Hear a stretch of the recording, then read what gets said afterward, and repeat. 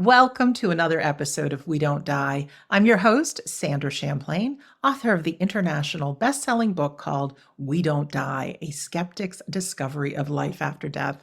And just a reminder, my home base is wedon'tdie.com, where you can always find so many things, including our free Sunday gathering, which is an inspiring, empowering service, and there's a medium demonstration included. If you're a super fan of my work or really interested in so many different reasons to believe in the afterlife, I now have a Patreon community. So for any small donation, you can belong, but also in return, you'll get a list of over 650 episodes that I've recorded between this show and also my other podcast called Shades of the Afterlife. You can click on them, you can search your favorites, and you get episodes early before the general public of We Don't Die Radio. So that's all at wedon'tdie.com and so much more.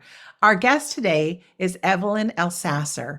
Evelyn is an independent researcher and author in the field of death-related experiences. Now, this includes near-death experiences and after-death communications, also called ADCs, which we'll talk about today.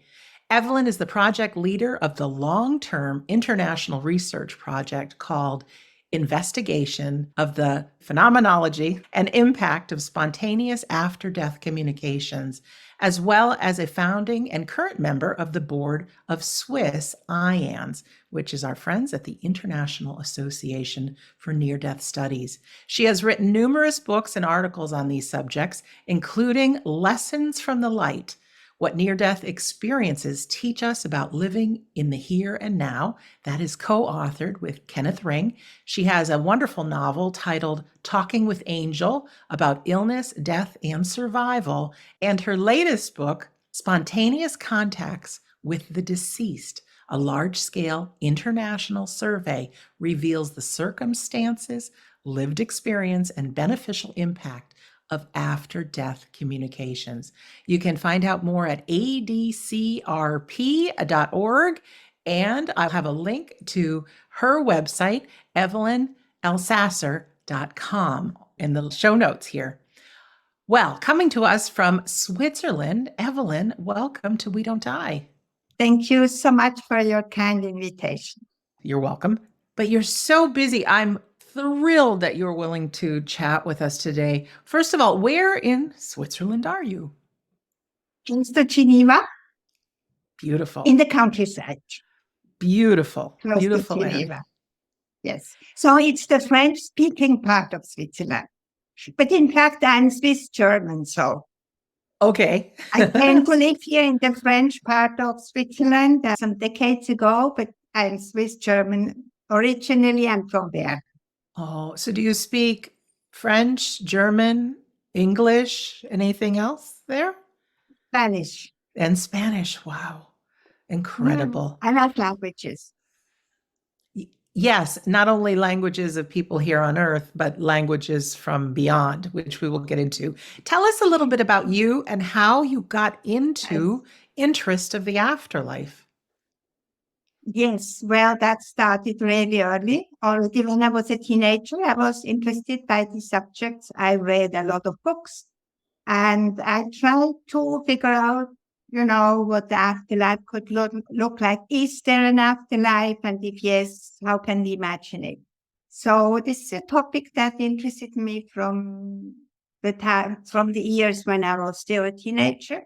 And it never stopped. I increased the interest. So I first came across the book of Dr. Raymond Moody, Life After Life, like millions of other people, that opened me the door to near-death experiences, which I found really very interesting.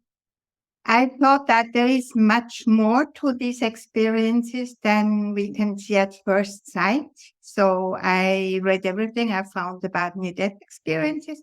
And I was looking for a cross-disciplinary book. I wanted to know what different disciplines have to say about near-death experiences, like biology, psychology, physics. Yes. So what I didn't find the book I wanted to read. So I decided to write the book I wished to read. This is this is really how it went. It's quite an amusing story. So I contacted Kenneth Ring. He was then now Professor Emeritus at the University of Connecticut. Of course, one of the fathers of scientific research of near-death experiences. So I sent him an email. I was sure he would never reply. He was at the peak of his, reputation and activities, and everybody knew about Kenneth Ring, went to his lectures, and so many people contacted him. So I was sure he would not reply to a woman writing from Switzerland. But he did reply, and he said, "Why don't you come to Connecticut? We can make an interview if you wish." So that's what I did. I went to Connecticut and we recorded what he always called the longest interview of his career.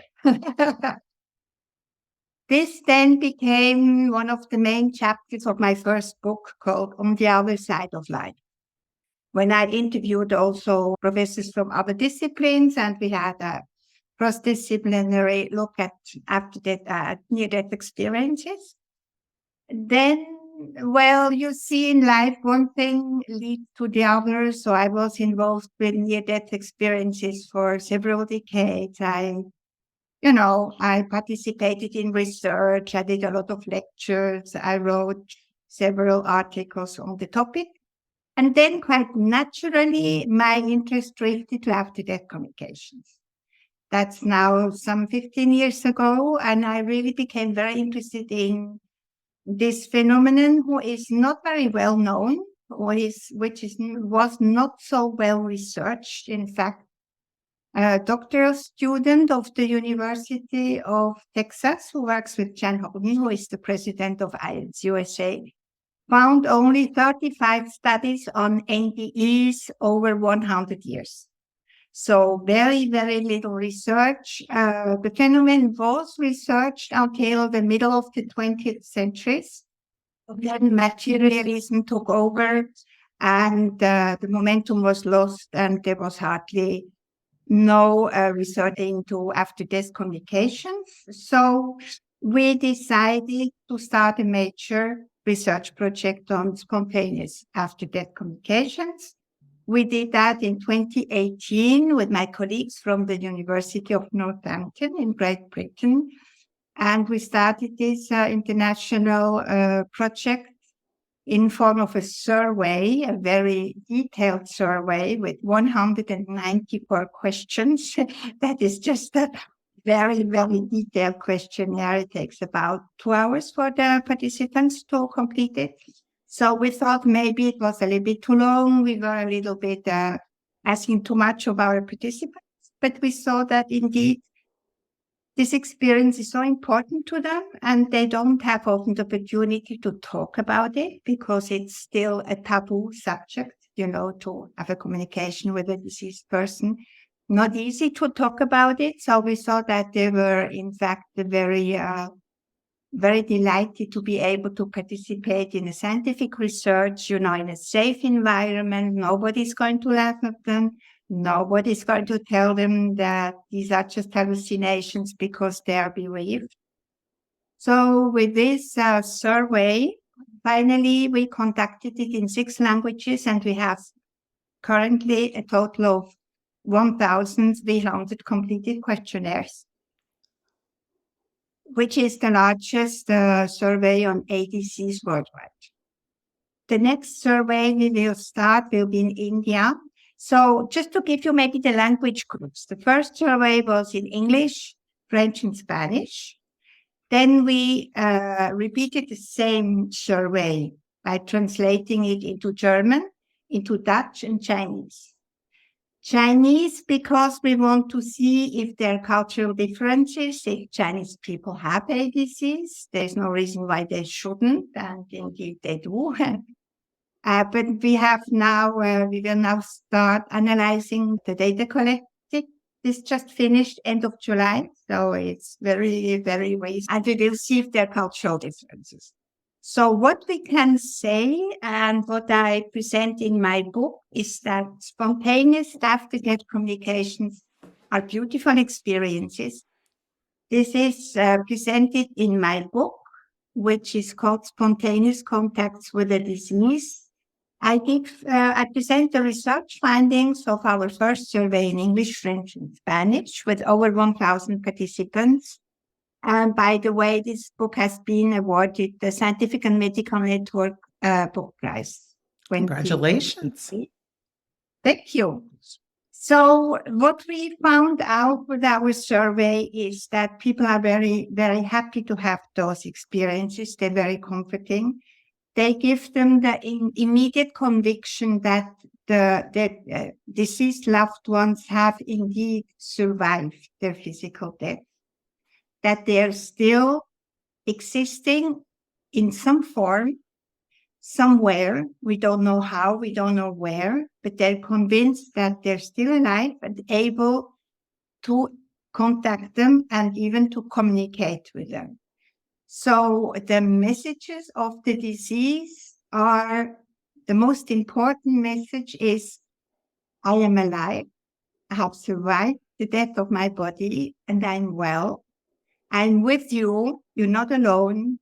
I know this period of bereavement is very hard on you, it's very difficult, you're very sad, but there is no reason to be sad because I'm alive. I'm still alive, I'm still with you. The bond between us has not been broken by the physical death. It's still there. There's still this connection, is still there. I'm by your side, you're not alone. And one day we will meet again when you will cross over to this other dimension. So this is really the main message of the disease. So the impact on the people who have the experience is very profound. It's lasting. It changes their belief system. Even if they were maybe atheists before they had the contact with their deceased loved one, maybe if they were convinced that once we die, we're dead and that's it, they can still, of course, have an after-death communication. Believing in an afterlife is not a condition to have an ADC. It has nothing to do with your belief system. That's very interesting. If you believe in it or if you don't believe in it, you can live and have an after-death communication with your deceased loved one. Of course, afterwards, people change their mind and they become completely convinced that there is indeed an afterlife. Let's talk about some examples of ADCs, because I know someone might find a feather. Okay. That might be a sign, but is that a true communication? Could you describe and give us some examples of what people have written in these surveys, of what kind of communications that really convince them that it's their loved ones? Yes. So you can perceive the disease through 4 of the 5 senses. You can see them, that's a visual ADC. You can hear them, an auditory ADC.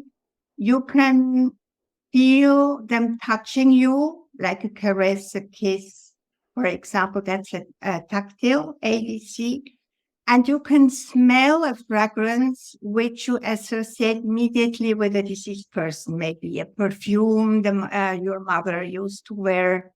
It can be all sorts of fragrances, and that will be an olfactory ADC. You can have a contact with a deceased person while you are awake, while you're active, you are doing your daily business, you're working, cooking, doing the homeworks with your kids, whatever. You're active, you're awake, and all of a sudden you have this contact. You can have it when you're falling asleep, when you're asleep or waking up. These seem to be favorable moments for the after-death communication to occur, but they can happen in all sorts of awakening conditions. You can be, as I said, you can be completely awake and active, you can be awake and resting, or you can be sleeping. When you sleep, there are different types of contacts which can occur. For example, you are dreaming of something not connected necessarily with a disease. And then participants say, all of a sudden, the disease made eruption into my dream. The dream stopped, and the visitation dream, like they call it in English, then started. So They said it was not a dream. It has nothing to do with a dream. It was much more coherent, concrete, memorable, vivid than a dream, which we often forget immediately upon awakening. Or you can be asleep and you're woken up by something, you don't know by what, and all of a sudden you see your sister standing in front of you with a smile on her face. And she says, I came to say goodbye, I'm leaving now. And then the apparition disappears. So you are very surprised. What is my sister doing in my bedroom? What did she just tell me?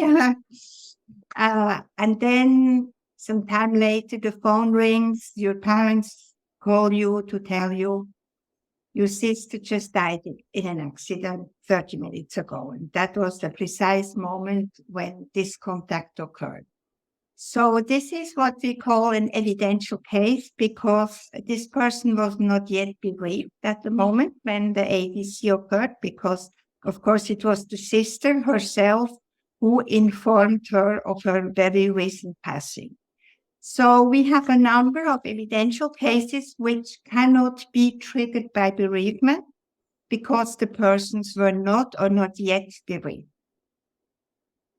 Within the pages of the book, do you have stories of some of these different yes. ADCs? In this book, I provide all the research findings, the statistics, but 80% of this book are testimonies of our participants. They tell us what happened during the after-death communication. So really, the essential part of this book are the ADC accounts which we have collected during our survey. Do you have a favorite story in there or a couple of favorite stories? I have only favorite stories because that's why they're in the book. Well, could you share one with us just so we can get an idea? Would you like me to read one of those? Now, this is what you like. Would you like me to read one? If you'd like to, or just tell one from memory, either or. Well, I really don't have a favorite one. They're all beautiful. I'm maybe not going to talk about one specific case.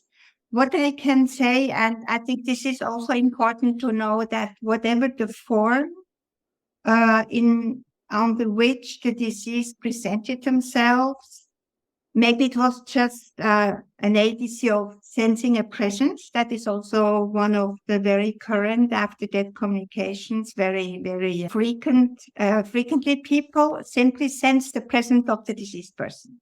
They cannot see them, they cannot hear them, they cannot smell them, they don't feel touched by them, but they know they're there.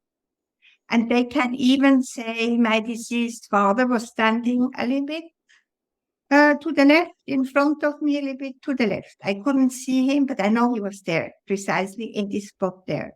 Like if there was a density or an energy in this space where the participant perceives the deceased father.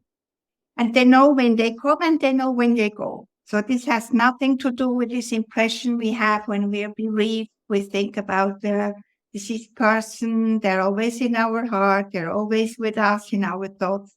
This is completely different. It's something external, unexpected and unsolicited. Something that happens and the disease all of a sudden is there spontaneously. So this is not this impression we have when we are bereaved of thinking of the person. No, the deceased person is there for a very short moment.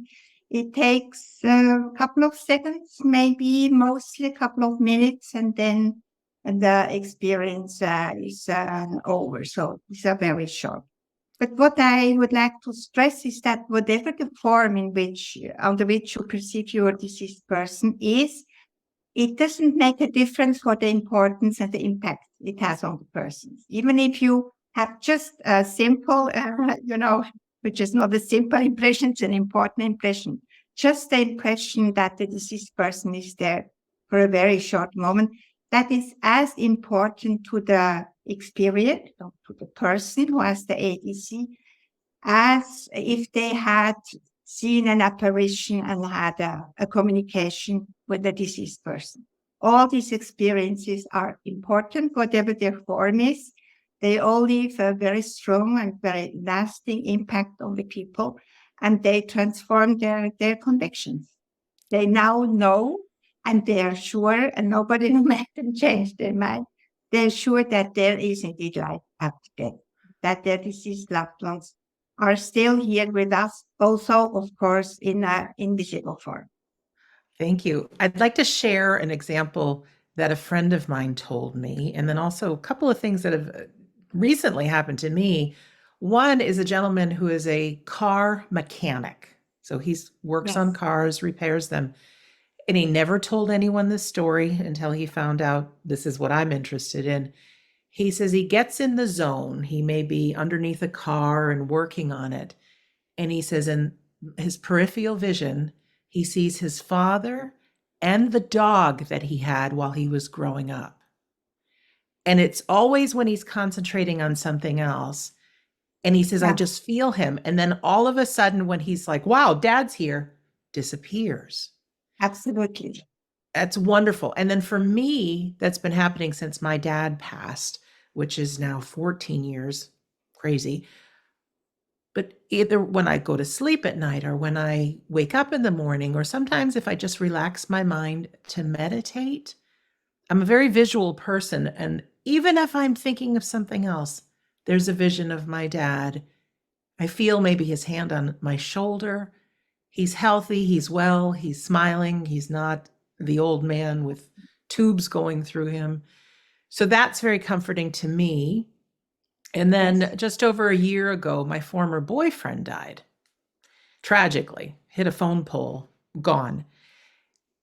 And out of the blue, while I'm doing something else, a memory or a feeling or a joke just seems to break into whatever else I'm doing, and I feel his presence. Mhm. And it catches me off guard. And so to me, I am not taking a walk down memory lane or even thinking about that. And it's like they hijack a dream or hijack whatever I'm doing. Those are Yeah. examples of after death communication, correct? Yes, absolutely. So you asked me for an example. I'm going to share one. There's so many, but I'm going to share one. So it was a young girl who just had lost her father, and she was preparing the eulogy. I'm not sure that's how you pronounce it. And she wanted really to make this the perfect speech. Yes, and she worked on it, with a lot of, she really tried to do the best she could to try to write a beautiful speech. She did it on her computer. And she was, of course, very sad, and it was a difficult task, but she wanted it to be really perfect. And she worked on the computer, and all of a sudden the power went off and the computer shut down. So she didn't understand what happened, and she went to turn the power on again. She found the file in the computer. She thought maybe she had lost it, but it was still there. And she went on working, and this happened several times. She really insisted on writing this perfect speech, and the power went going off, and the electricity and the file disappeared on the computer. And she was quite desperate. And all of a sudden, she looked up and saw her father standing in the door, looking at her and saying, Mary, you have done enough. Leave it now. And it disappeared. And then the power cuts didn't occur anymore.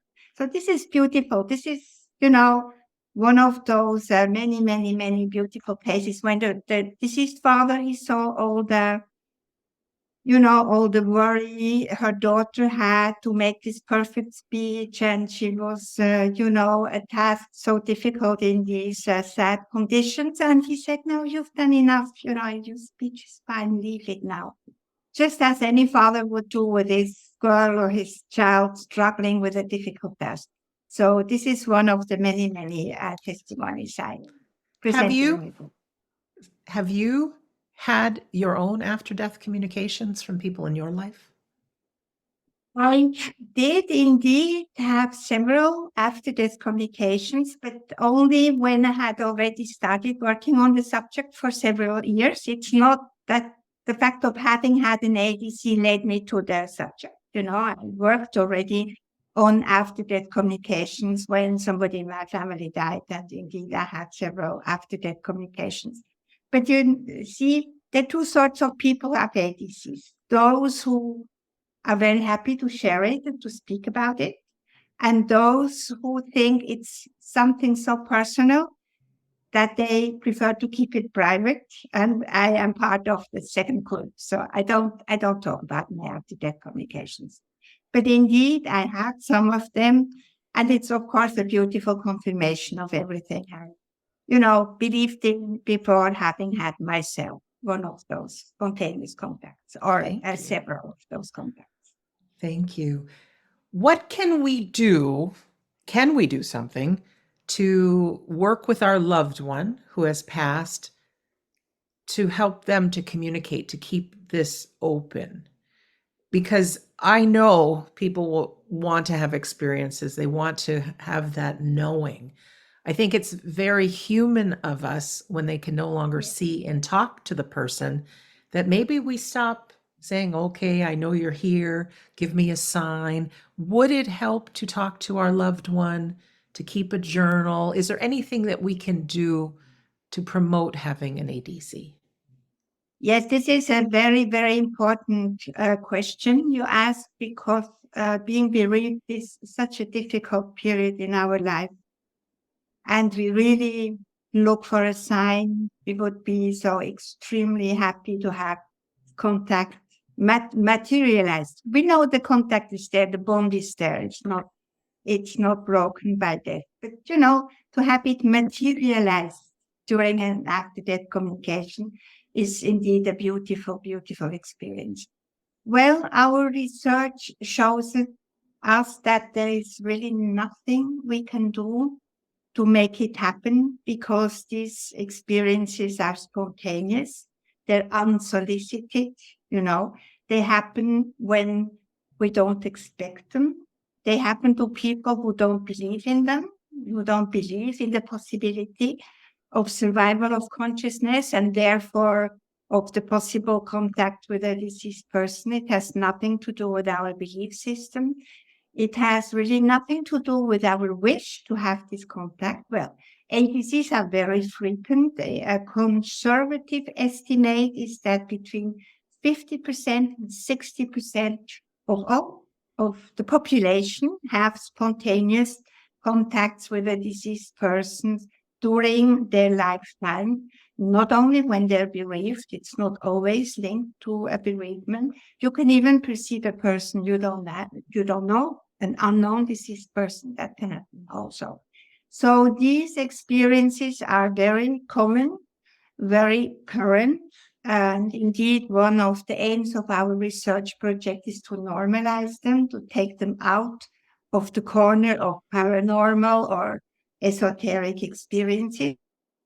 They're just normal human experiences, of course, absolutely non-pathological. That goes without saying. So what can we do when we are bereaved to make this contact occur?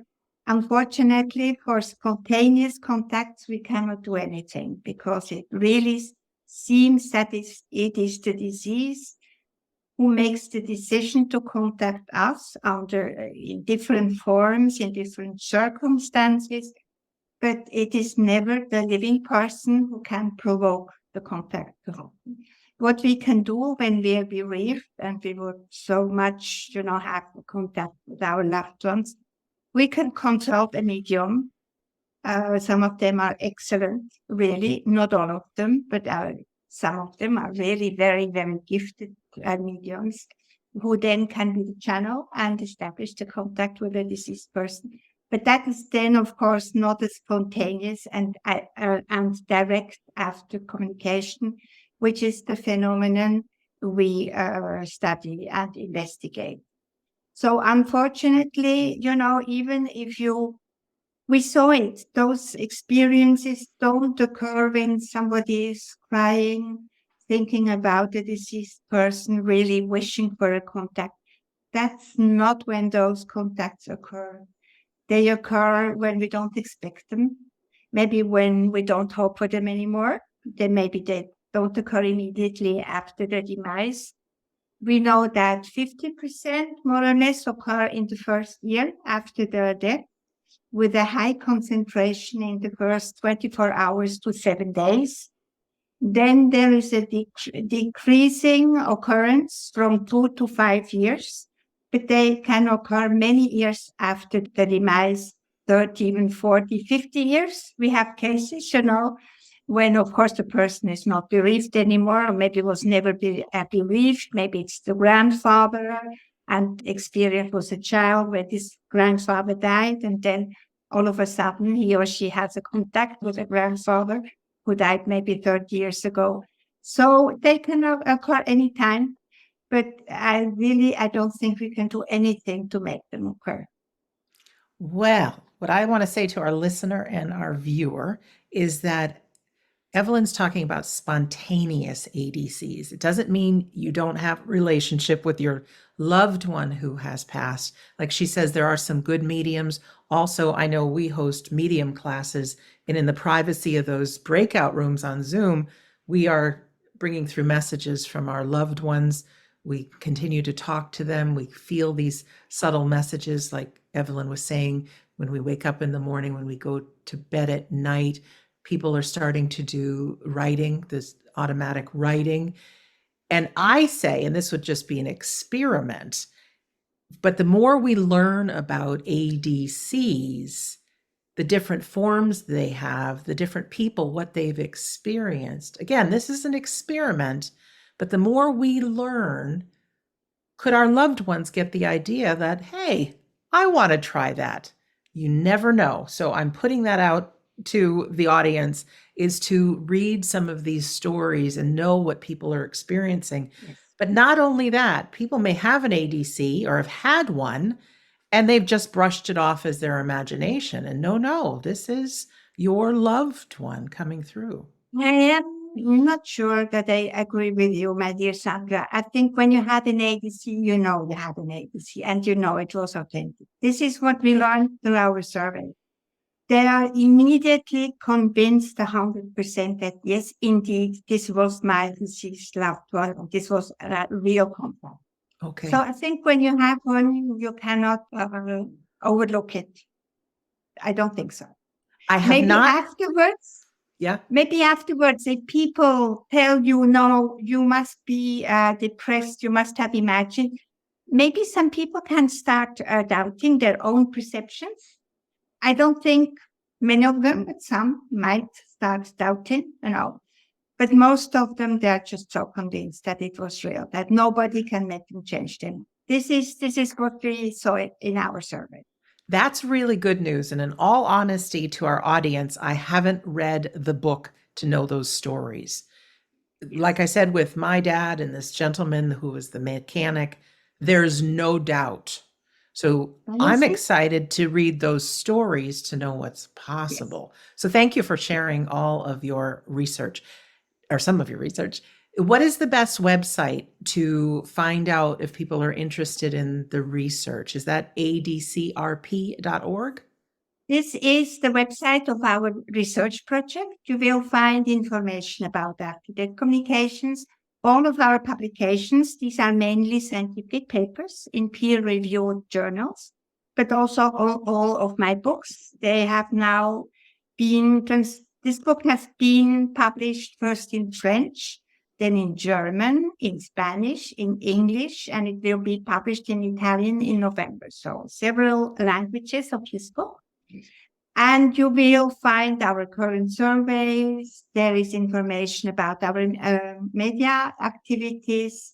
So if you would like to get more information, it's either the project website, adcrp.org, or my personal website, which is just my name, Evelyn-Elsaesser.com.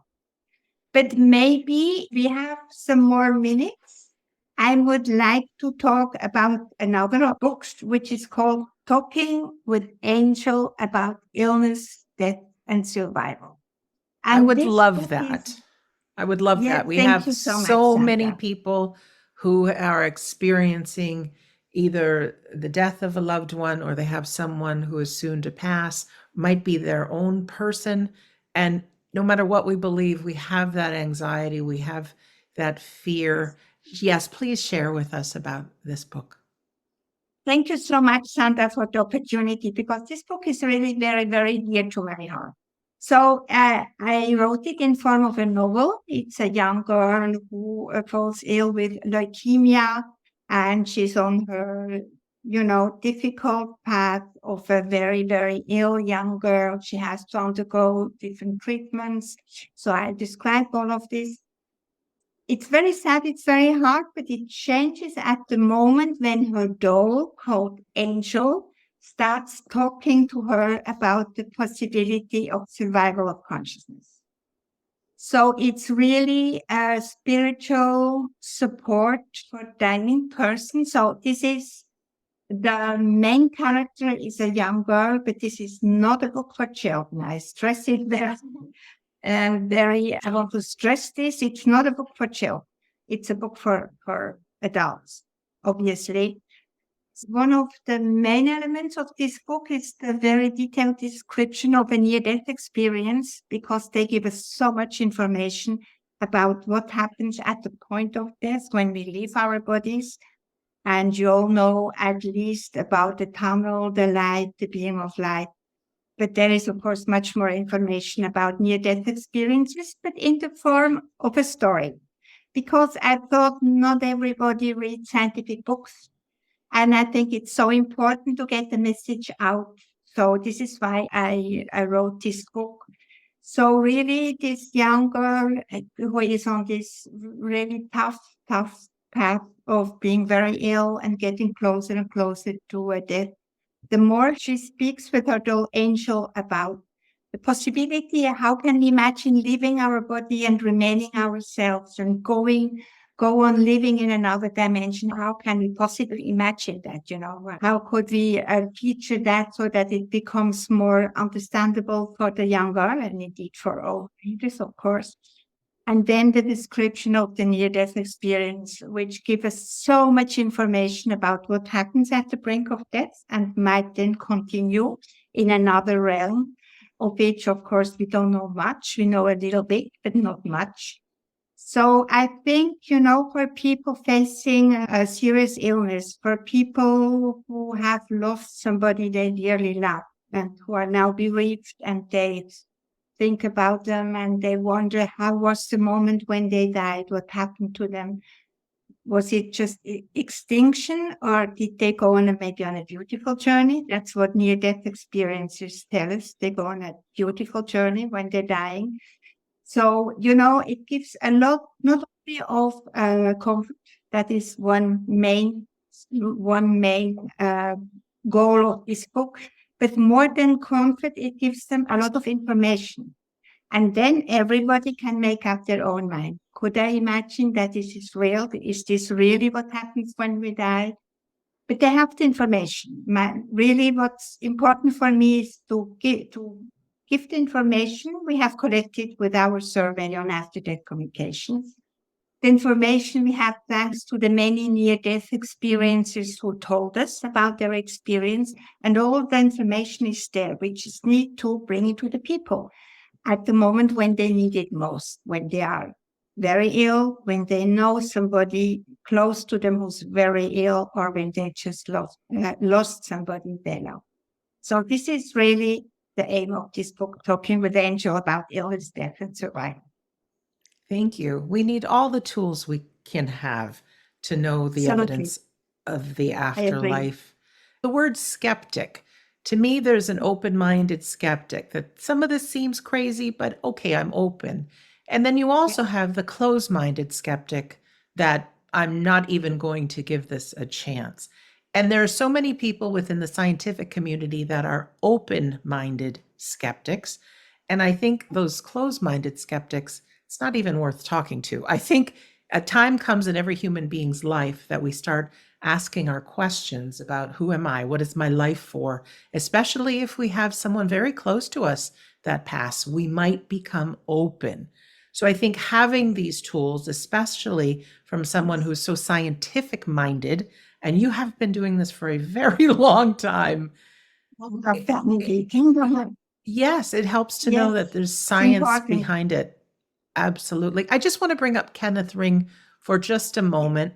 I know we've Yes, spoke on this show hundreds and hundreds of times about near-death experiences, but there was something yes, always so special about his research working with people who were blind that never yes. saw, and in the My son. afterlife, I mean, in that near-death experience, they could see. And I Yes. don't know if any of those stories are in Lessons from the Light or not, but they touch my heart. Yes, no, this is a very, very important work he did and published in the book Mindsight when he worked with people who were blind from death or who became blind during their life and had near-death experiences. I remember this woman who was in the hospital and she saw the schoolyard, not sure that's how you call it, where the children play.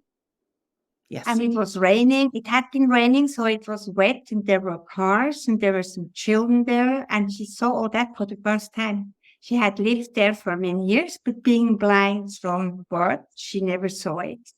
And during her near-death experience, it's the first time that she saw the schoolyard where she had been playing for many years. And the difficulty is to translate it into words for them because they're not used to seeing. They never saw with their eyes. They had other sensory perceptions, but not through the eyes. So it's the first time for them when they see something, they see a color.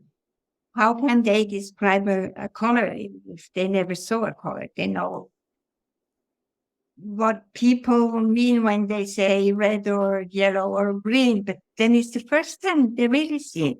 So there are all these very, very interesting testimonies in my site, the book of Kenneth Ring, with Sharon Cooper. He co-published it with her. And this is indeed a very, very interesting research he did because, of course, you see, when people have near-death experiences, they're either in a coma, they might be clinically dead. So nobody sees with their physical eyes. They all see with their spiritual eyes. So it's the same thing for the blind people. They see with their spiritual eyes, just like two people who have vision, but at the moment of the near-death experiences, they couldn't see with their physical eyes. So it's interesting because, in fact, they're all in the same situation.